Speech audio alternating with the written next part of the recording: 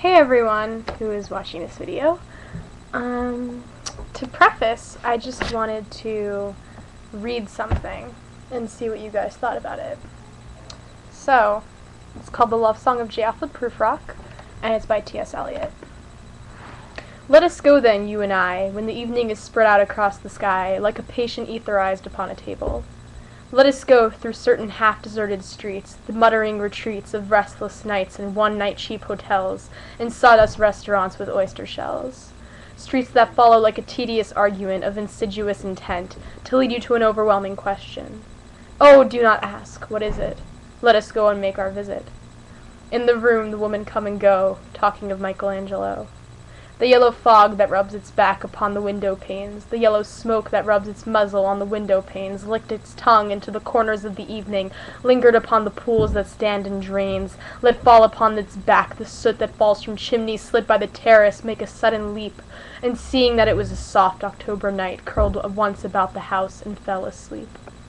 And indeed there will be time for the yellow smoke that slides along the street, rubbing its back upon the window panes. There will be time to prepare a face to meet the faces you will meet. There will be time to murder and create, and time for all the works and days of hands that lift and drop a question on your plate. Time for you and time for me, and time for yet 100 indecisions, and for 100 visions and revisions before the taking of a toast and tea. In the room, the women come and go, talking of Michelangelo. That's about half of the poem. T.S. Eliot is one of my favorite authors, and I thought it'd be cool to share that with you. So, the reason why I'm making this video is because I chose to write a poem, a rhetorical analysis on this poem. And the teacher asked, what are you guys writing about? So I said, I'm writing about this poem. And he's like, you can't write a rhetorical analysis about a poem. And I said, excuse me? And he said, well, it's too subjective. I can understand that, but honestly, everything's subjective, if you want to make it subjective.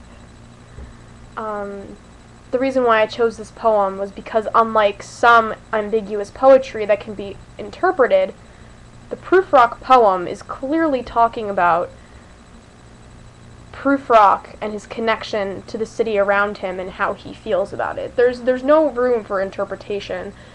Obviously there is some room, but the actual subject and the direction it's heading in, it's clearly speaking about a specific subject. And that was what I wrote about in the rhetorical analysis. I wrote about how the language and the way Prufrock describes the city successfully conveys the point that Prufrock feels isolated and feels like he's an alien and projects those feelings upon the city. So the city itself turns into this grotesque, grimy place that basically is his mind.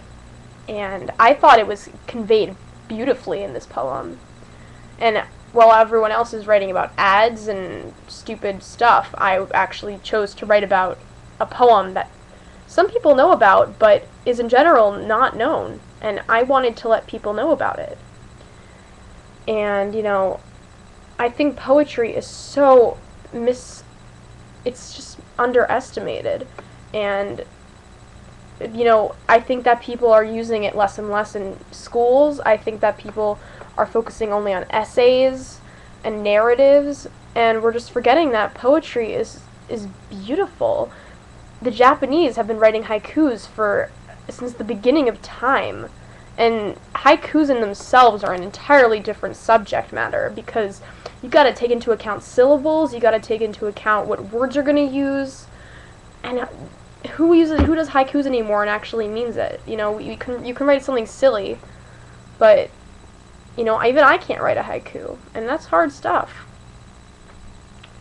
So I guess I just had to get that off my chest because poetry to me is a very serious subject, because I've been published as a poet and invited to poetry conferences, and I feel like people seriously have a misunderstanding of what poetry is, and that's awful because sure there are some really vague and abstract poetry.